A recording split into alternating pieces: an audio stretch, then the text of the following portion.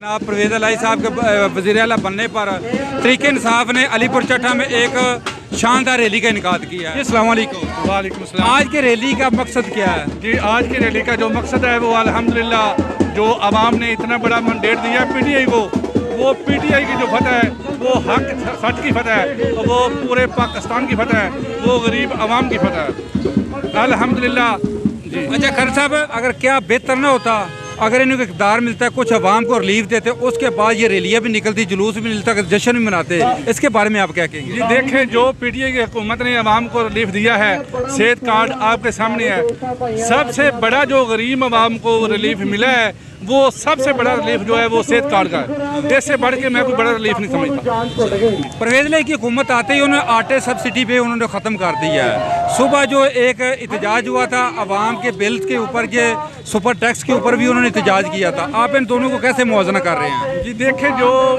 Bill का मसला है, बिजली का मसला है, वो तो मरकज़ का है, वो तो उनको चाहिए वो जितनी बिजली उन्होंने महंगी कर दी है, गरीब आवाम जो वो पिस कर रही है, जिसके पूरे मुल्क में आज इंतजार थे।